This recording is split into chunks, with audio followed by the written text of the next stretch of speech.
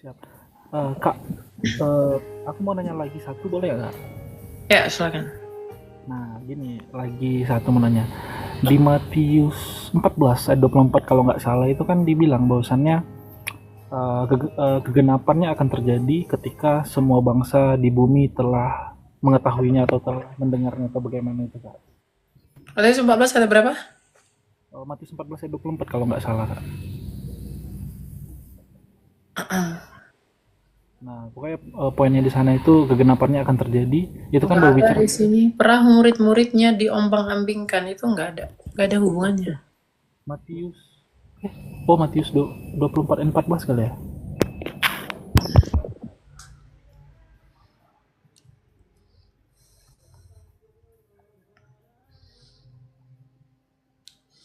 Dan Injil kerajaan ini akan diberitakan seluruh dunia dan menjadi kesaksian bagi semua bangsa.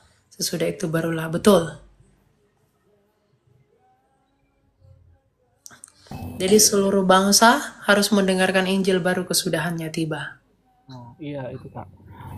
Matius 24 ayat 14 kan berbicara, maksudnya tertulis begitu. Nah, per hari ini kalau kita ketahui bersama lah, Kristus itu pasti sudah ditauin lah sama sebagian besar atau mungkin semuanya bangsa di bumi. Jadi Belum. kalau kalau Enggak. berangkat dari firman itu Kak, ini maksudnya kalau berangkat dari firman itu, kegenapan yang dimaksud ke sana itu kegenapan full satu Alkitab, kegenapan perjanjian lama dan perjanjian baru atau perjanjian baru saja, Kak? Itu yang mau saya tanya. Kegenapan ini kan berarti Injil itu diberitakan ke seluruh dunia. Gak ada hubungannya dengan perjanjian lama lagi. Karena Injil itu, kabar baik itu, yaitu Kristus, kalau dia sudah diberitakan ke seluruh dunia, baru tiba kesudahannya. Kalau Kristus sampai sekarang belum datang, berarti belum semua mendengarkan Injil. Belum semua mendengarkan berita keselamatan itu. Itu saja. Jadi kalau sampai hari ini Kristus belum datang, berarti belum semua orang dengar Injil. Belum semua telinga mendengarkan dia. Tapi berarti selama 20 abad ya, 20 abad Kristus Yesus lah, Yesus datang untuk pertama kali itu belum, maksudnya seluruh bangsa berarti belum tahu bahwasannya Yesus itu ada, Kak. Ya kan penginjilan itu kan dinamis, progresif.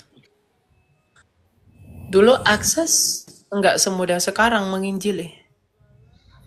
Sekarang dari internet orang bisa menginjili dan mereka bisa dengar berita keselamatan. Dulu di zaman zamannya Rasul abad mula-mula abad pertengahan sampai abad-abad 15, 16, 17 kan belum.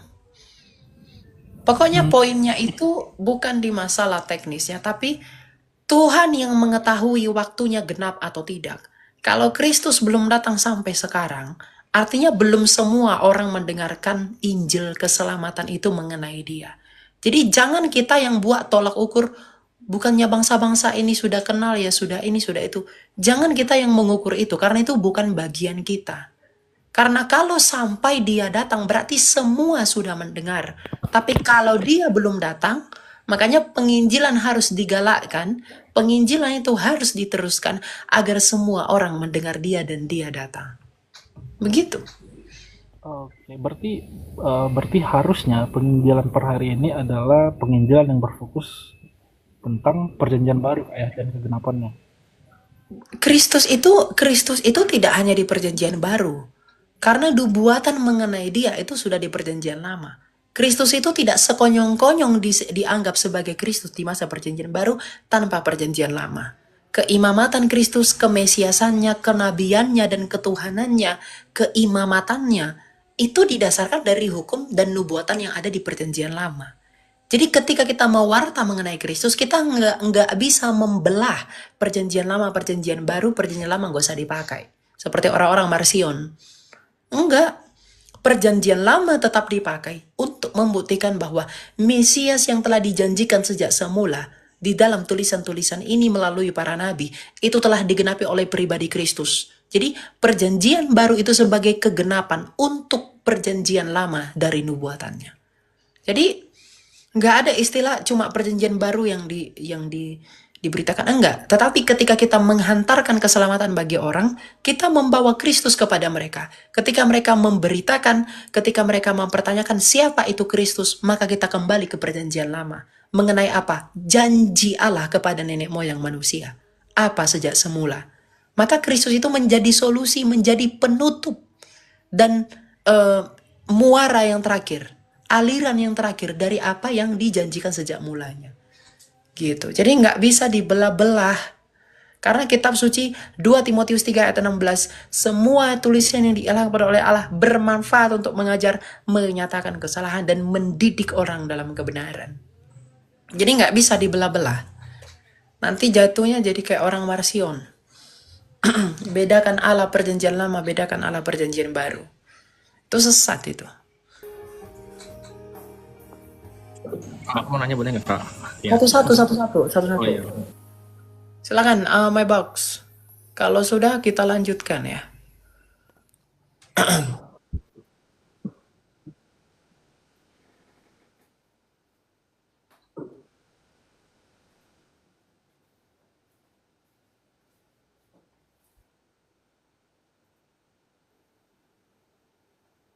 Lah, Lah kamu. Coba buka it's Yeremia not. 31 ayat 31.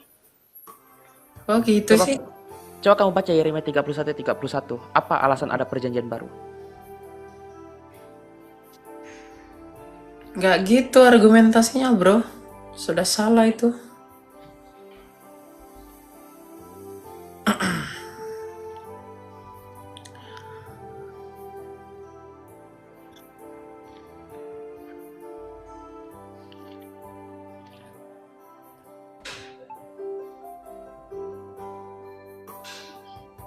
Gimana, udah nggak?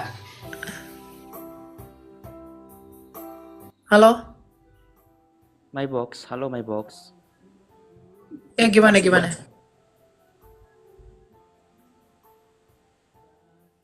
Iya, Yeremia 31 ayat 33. Tidak ada kata bercacat, tapi karena perjanjian lama diingkari oleh orang-orang bangsa Israel pada waktu itu.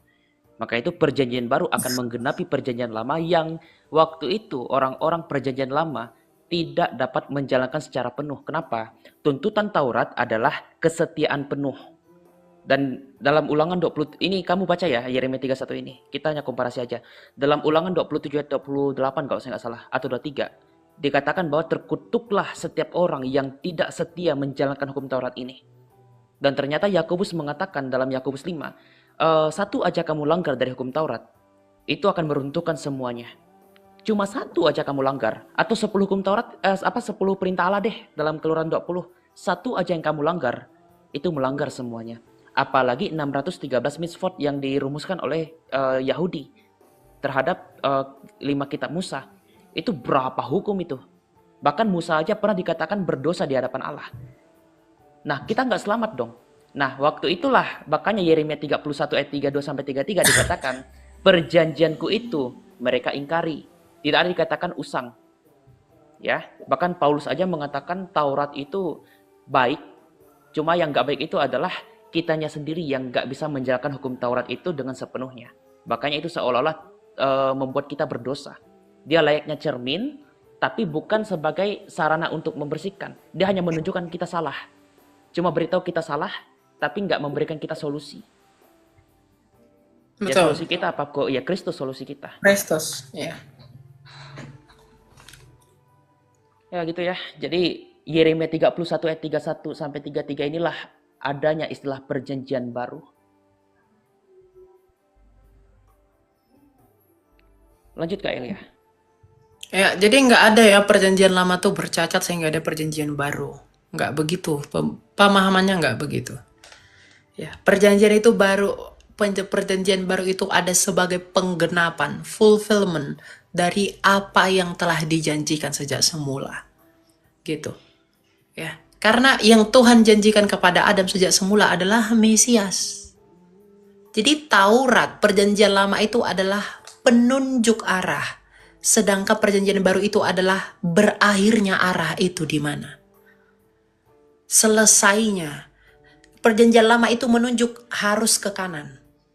ke ujung, baru kiri kanan lagi. Nah, perjanjian baru itu ujungnya itu. Jadi perjanjian lama ini adalah jalan menuju perjanjian baru. Karena pemenuhan perjanjian lama itu hanya di dalam Kristus.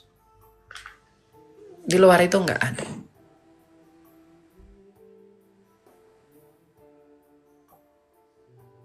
Enggak, ini agak terlalu. Tapi tunggu bro, tadi kan kamu bilang satu, udah dijawab Mas Elia satu juga. Nggak ini ya, takutnya mereka nanti yang nunggu Ya, satu masih terus banyak ikut. yang lain ya. Heeh. Maaf ya, saya hanya mengantari moderator aja, ya. Silakan.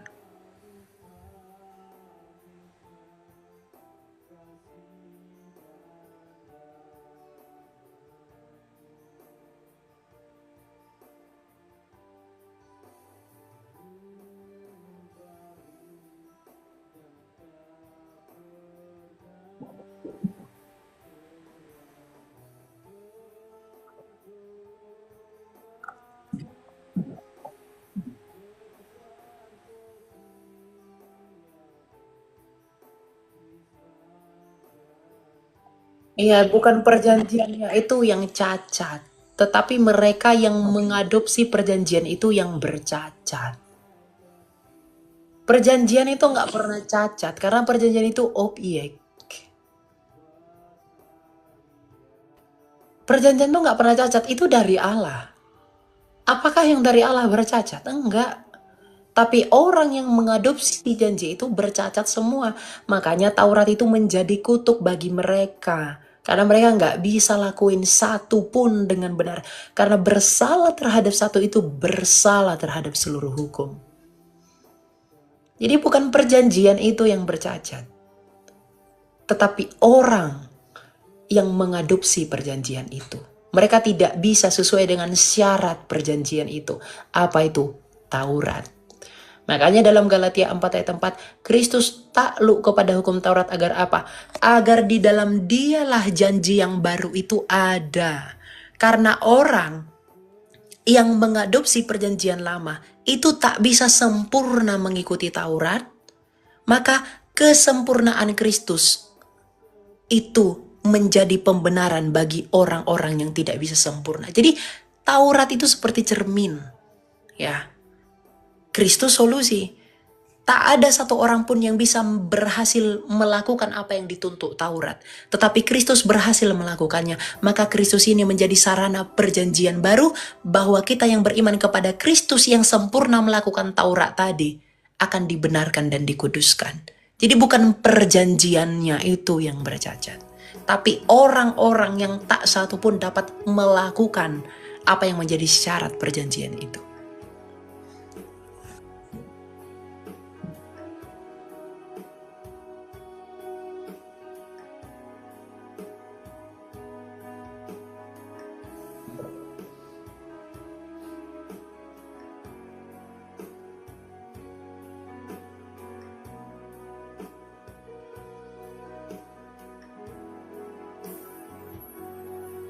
Maksudnya saya nggak nyambung, nggak ngudeng saya.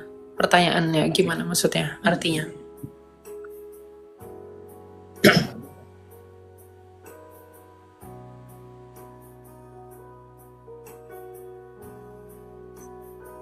Tidak taat kepada Taurat.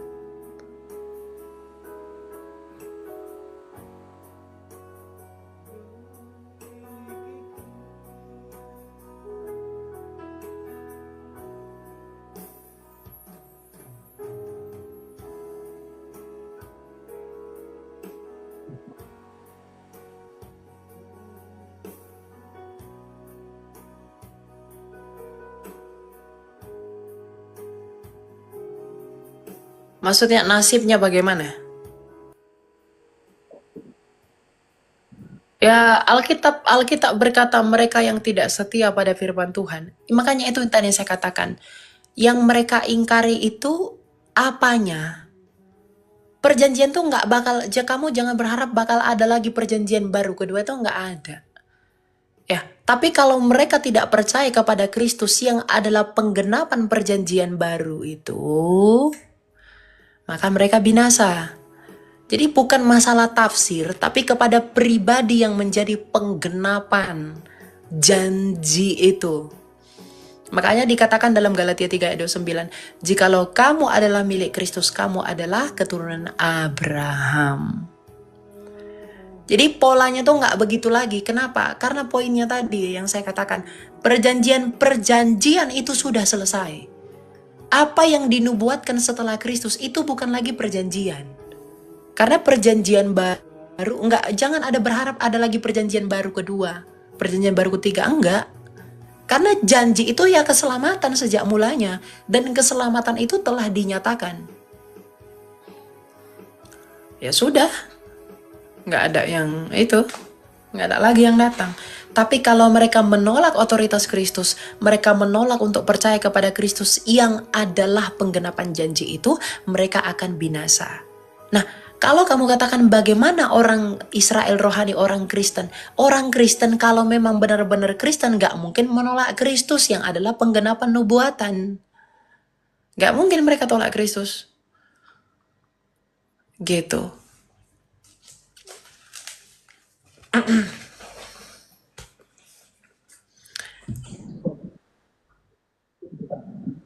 Oke, ya, ya.